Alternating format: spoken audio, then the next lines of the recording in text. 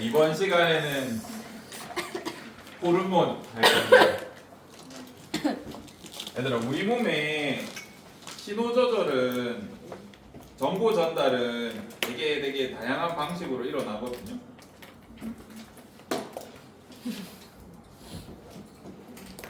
우리 몸의 신호 전달이 어떻게 일어나냐면,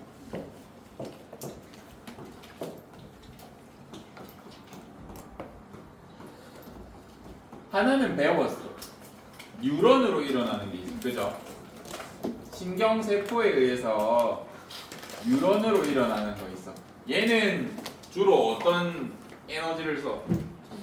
전기 에너지를 써서 전도가 일어나면서 중간중간 화학 작용이 있지만, 전기를 쓰다 보니까 속도는 좀 어떠냐면 빨라. 대신 내가 원하는 그 기관에만 연결돼 있어. 예를 들어서 심장에 작용하는 교감신경을 내가 자극했어요. 그럼 심박수가 빨라지잖아요. 심장만. 그죠? 그래서 특정 부위만 빠르게 뭔가 신호 전달을 할 수 있어. 근데 우리가 오늘 배울 호르몬은요, 화학물질에 의해서 신호를 전달하게 됩니다. 화학물질에 의해서. 예를 들어서 내가 지금 맨 뒤에 승원이 맞나? 아니요. 승원이 아이가? 맞아요. 내 눈이 잘 안 보인다. 지금 어둡게 보이네. 승원이한테 제가 전기줄 연결해가지고 내가 전기 충격 빡 주는 거랑 빡 주는 순간 바로 제 자극 오겠죠? 제가 방구 껴서 그 냄새가 저까지 날아가는 거랑 뭐가 더 빠르겠어? 전기가 훨씬 빨라. 그래서 속도는 얘가 좀 느려요. 대신 내가 전기선 연결해가지고 꽉 눌렀을 때는 누구한테만 가? 승원이한테만 가잖아. 근데 방구는 어떻게 돼? 전부 다 슬퍼하겠죠. 그래서 범위 측면에서 얘는 좁게 작용하지만 얘는 온몸에 넓게 작용해. 자, 우리 여기 파트를 할 때 내분비샘이라는 단어를 공부하게 됩니다.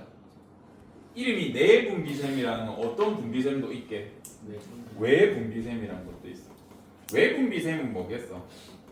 우리 몸 밖으로 뭔가 분비하는 애들이야. 땀샘, 눈물 이런 거.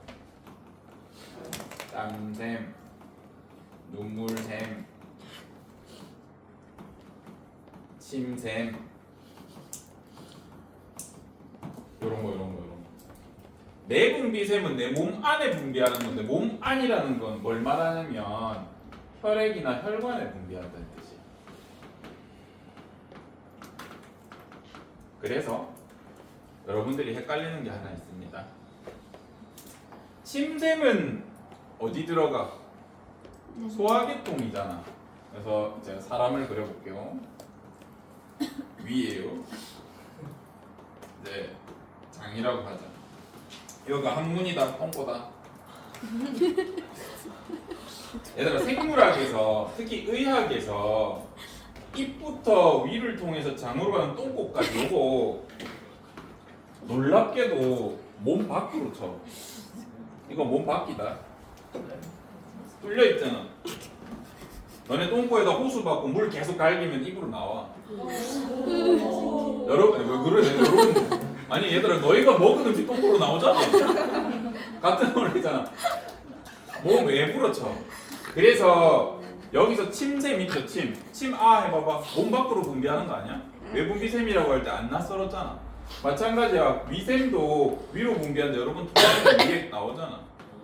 여러분, 물론 식중독 잘 안 걸리면, 식중독 걸리면 장액이 입으로 올라와요. 숨만 나면서 올라온다고. 그래서 얘네는 연결되어 있고 몸 밖이라고 봐. 인체학에서는, 인체생리학에서는. 그래서 소화샘들 있잖아요. 소화액 분비하는 샘들. 얘네는 전부 외분비샘이에요. 진짜 내 몸에 분비한다는 건 어디 분비하는 거라고요? 혈액에다 분비, 혈액에다. 혈액으로 분비하면 장점이 뭐게? 진짜 온몸으로 가. 내가 예를 들어서 목적이 위야. 그러면 뇌에서 출발한다고 하자. 뇌에 있는 혈관에다 뿌려. 그럼 온몸을 돌다가 위로 가. 느리죠. 대신 내가 조금 했지만 돌고 돌아서 팔로 간 신호물질도 있을 것이고 다리로 간 신호물질도 있을 것이고 내가 동시에 출발시켰지만 위에는 계속 오랫동안 여기 갔다가 저기 갔다가 조금씩 계속 영향을 미친다고요. 넓게, 느리지만 넓게, 그리고 오래. 그래서 이런 특징이 있습니다. 자, 이렇게 내분비샘에서 신호 전달을 위해서 분비하는 화학 물질을 우리가 호르몬이라고. 호르몬.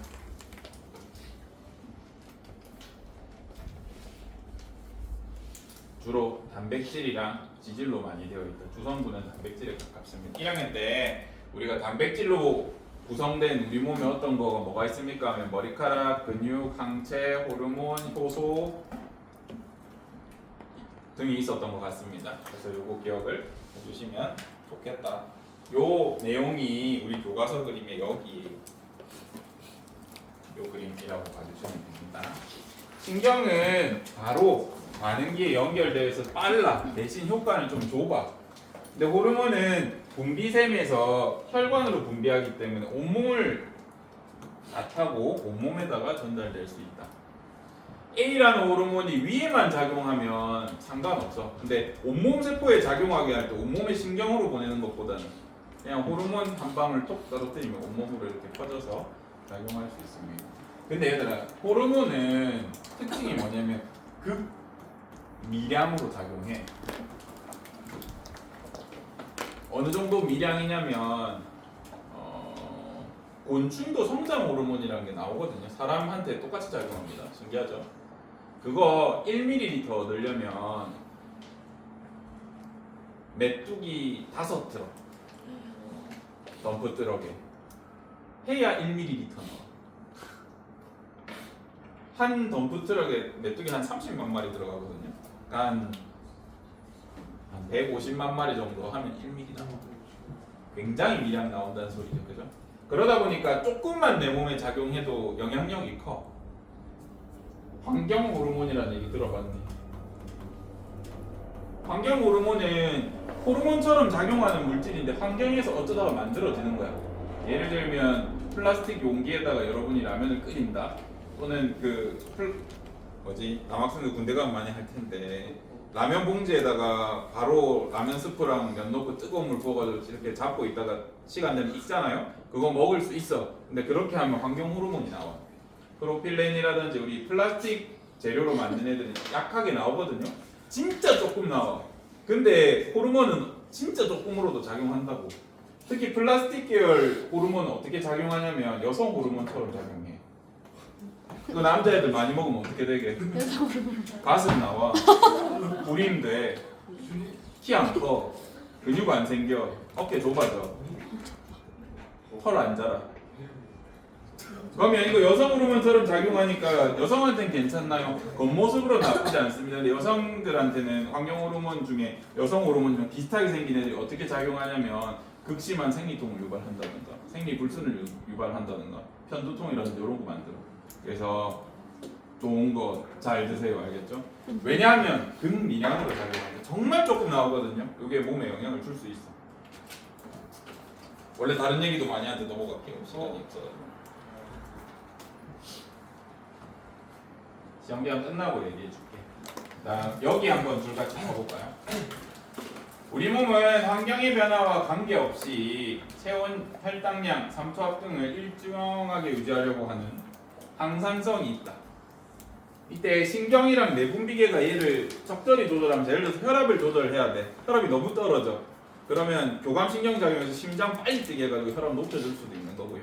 또는 다른 호르몬을 통해서도 높여줄 수 있다는 소리입니다. 그래서 유기적으로 조절을 해. 근데 신경이랑 다르게 호르몬은 화학 물질이라서 혈액을 따라서 이렇게 이동하는데 호르몬의 목적 세포를 우리가 표적 세포라고 합니다. 그래서 어떤 호르몬이냐에 따라서 어떤 세포에 작용할지는 굉장히 다르다라는 설명을 하고 있습니다. 여기서 하나 기억하셔야 될 게 이런 항상성을 조절하는 우리 중추신경이 뭐 있었어? 뇌 중에 간뇌가 주로 이거 조절해주네. 간뇌가. 그래서 기억을 해주셔야 됩니다. 지금 우리 그래서 이 파트에서는 간뇌가 중요하게 나옵니다. 제가 앞에서 간뇌 대충 하고 넘어갔는데 여기서부터 이제 자세히 할 겁니다.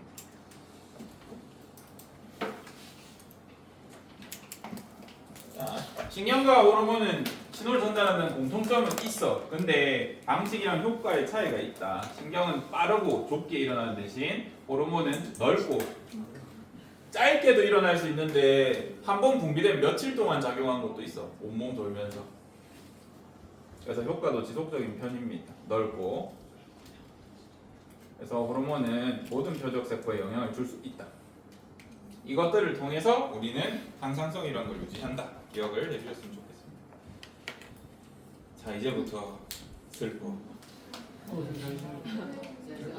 그래. 요거 아랫부분 교과서 보시면 수많은 호르몬이 있죠.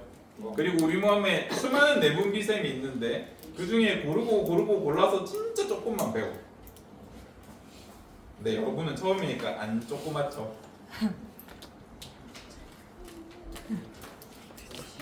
그걸 해보겠습니다. 다행인가? 지금은 고2에 배우잖아요. 그죠? 선생님 요거 다 중학교 때 했어요. 당시에는 그랬습니다. 쌤들이 수업을 안 했기 때문에 진도를 나갈 수 있었어요. 여기 파트 얼마 만에 나가셨게 옛날 선생님? 수업을 안 했지. 5초 컷 했지. 외워라. 안 외우면 죽는다. 네. 외워. 그게 수업 방식이었는데 지금 많이 바뀌었습니다. 보자. 간내 중요하다고 했잖아요. 뇌 파트 돌아가서 그림 볼 수 있으면 보시는데 거기 보면 간내가 대략 어떻게 생겼냐면 요런 느낌으로 생겼어요. 볼록볼록. 간내만 떼서 보면 요 밑에 중간내 있고 위에 대뇌 있고 옆에 소뇌 있고 이렇게 생겼어요. 나중에 한번 보세요. 근데 간내를 기능이나 특징에 따라서 부분을 나눌 수가 있다 얘들아. 간내 근처에 쪽에 보면 우리 눈알이 있거든요. 여기 시신경이 하나 싹 지나가. 그래서 이 시신경을 기준으로 위쪽을 뭐라 하냐면 시상이라 그래. 간내 시상. 역할이 조금 달라서 이렇게 구분해주는 편인 것 같습니다. 그러면 아래쪽은 뭐라 하게? 시상하부라고 그래.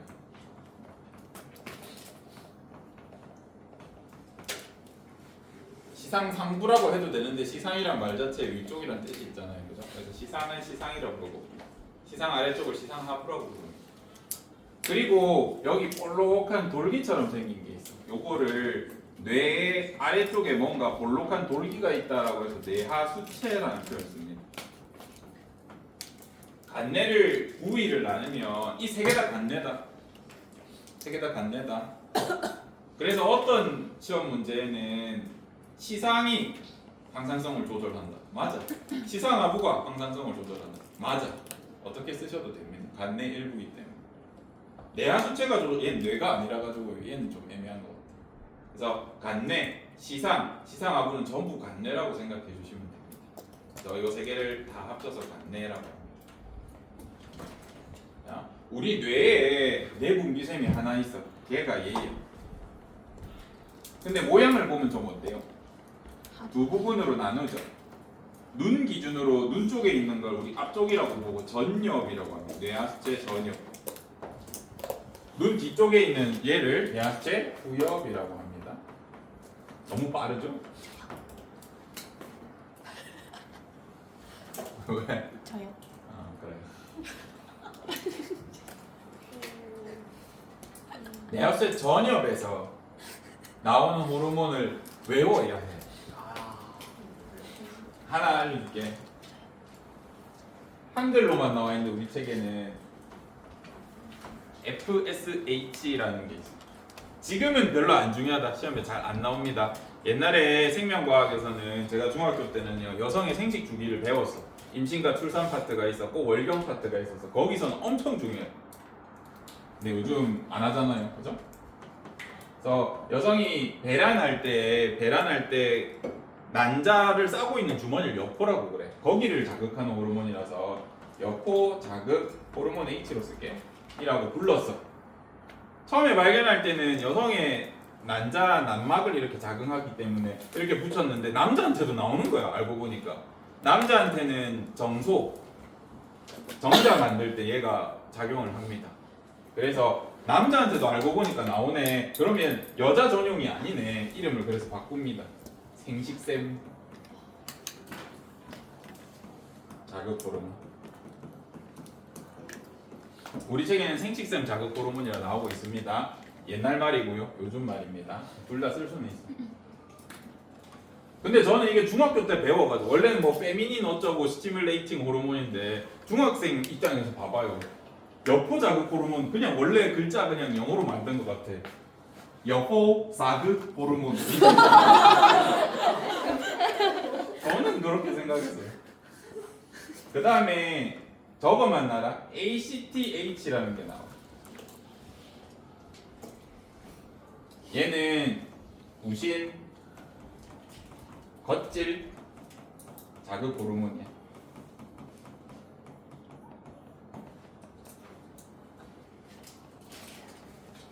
얘들아 혹시 신장이 영어로 뭔지 아니? 두 개 쓰는데 레날이라고도 해. 키드니라고도 해. 둘 중에 하나라도 본 적 있니? 알아두면 좋다. 요거는 공부를 해두시면 좋습니다. 신장이 콩팥이잖아요. 이렇게 생겼잖아요. 옛날에 해부를 해보니까 콩팥 뒤에 이런 기관이 하나 있는 거야. 그래서 얘가 신장 도와주나 보다 하고 이름을 그냥 부신장이라고 붙였어요. 근데 얘를 도와주는 애가 아니었어. 나중에 알고 보니까. 어쨌든 부신장을 줄여서 부신장을 줄여서 장을 빼고 부신이라고도 부릅니다. 기억해 주시면 좋겠고, 영어에서 보조하다, 제2의 뭔가 이런 거 할 때는 앞에 AD를 붙이거든요. 그래서 얘는 아드레날이라고 해요. 여기에서 나오는 호르몬 이름 여러분 알 텐데.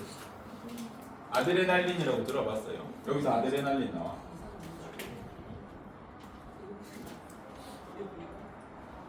좀만 힘내보자. 그 다음 뭐 나오냐면 TSH라는 게 나와. 얘는 별표 해놔라. 얘는 명칭이 갑상샘 자극 호르몬이야.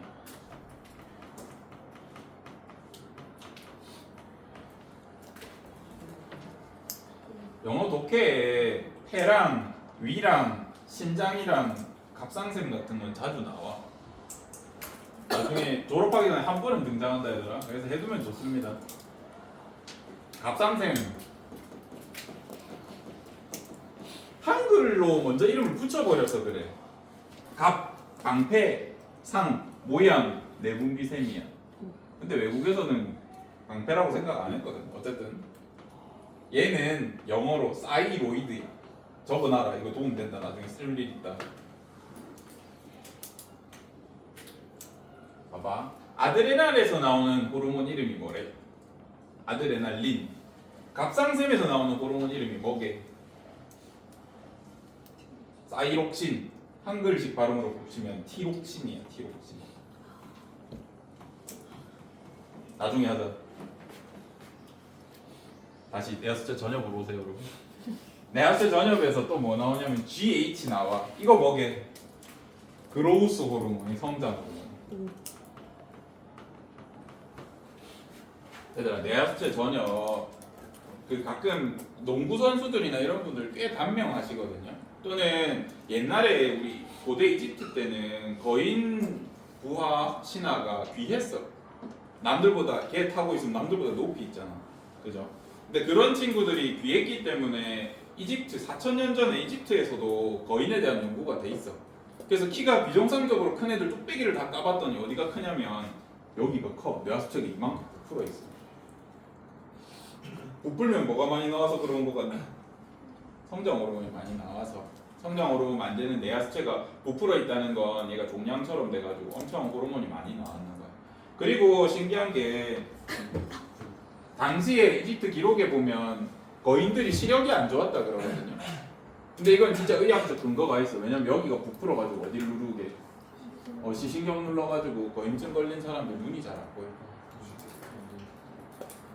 시신경이 눌리려면 앞쪽이죠. 그래서 성장 호르몬 내가 전엽에 나온다고 기억을 좀 하시면 좋겠습니다. 어떻게 돌아? LH라는 것도 있는데 하지마. 자 그러면 중학교 때 저는 이걸 외웠어야 했다고요. 이제 얘는 여성의 생식 주기에서 중요하기 때문에 임신 출산에서 중요하기 때문에 잘 안 나와 이제. 그래도 해두셔야 합니다. 여러분 미래를 위해서 투자하세요. 그래서 이 세 개가 거의 나오는 것 같은데 그 중에 얘가 제일 많이 나와. 그래서 얘는 무조건 외우셔야 돼요. 중딩 때 저는 얘를 외울 때 어떻게 외웠냐면 뚱뚱한 여자라고 외웠어. 백걸. 내합체 전엽 호르몬 백걸 이렇게 외웠습니다. 그래서 여러분들 이렇게 하시면 도움이 될 것 같고 구엽 보자 구엽.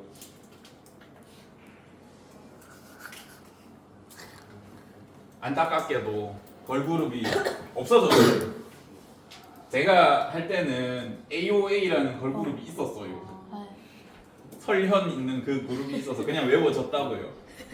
근데 요건 이제 시험에 나오지도 않아. 뒤에 A는 ADH라는 호르몬이 있습니다. 얘 별표처럼 얘는 시험 너무 많이 나와. ADHD 아니다. ADH다.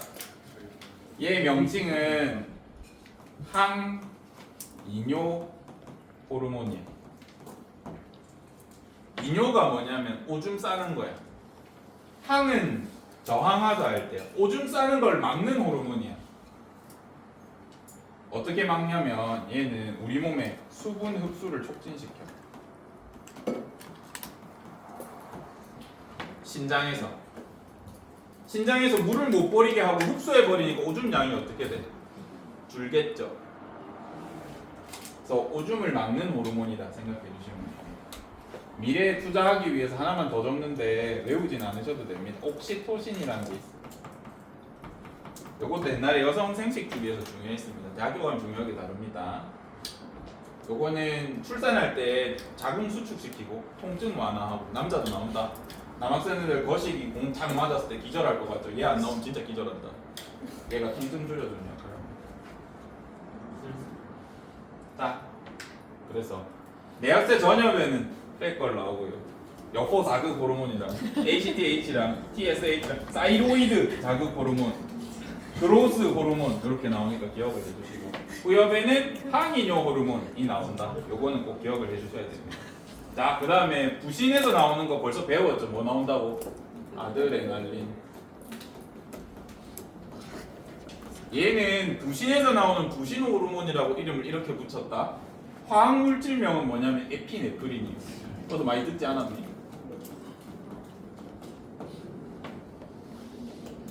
에피네프린 어디서 봤어? 교감신경 말단에서 뭐 나와?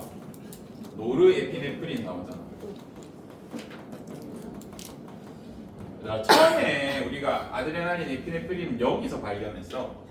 근데 그 뒤에 신경세포를 연구하다 보니까 얘는 거의 똑같은 역할을 하는 애가 신경 말단에서 나오네. 그래서 에피네프린이라고 붙였다. 근데 연구했더니 얘는 호르몬이야. 얘는 뭔데? 신경 전달 물질이야. 달라. 성분도 달라. 근데 하는 짓은 똑같아. 얘가 내 몸에서 분비되잖아요. 혈당 올라가, 혈압 상승해, 기관지 확장돼. 다 해. 그래서 얘를 먼저 발견했단 말이야. 근데 얘가 얘랑 비슷한 역할을 하네. 그래서 에피네프린인 줄 알았는데 아니었어. 과학에서 노르가 붙으면 무슨 뜻이냐면 가짜라는 뜻이야. 그래서 노르에피네프린은 유사 에피네프린, 가짜 에피네프린이라고 봐주시면 됩니다. 근데 이게 내 장기에 닿으면 하는 역할은 똑같아. 너무 할 게 많죠? 미안합니다. 갑상샘에서 뭐 나온다고요? 티록신 나와. 얘 별표처럼. 얘는 하는 역할이 물질 대사를 촉진해. 물질 대사, 특히 세포 호흡.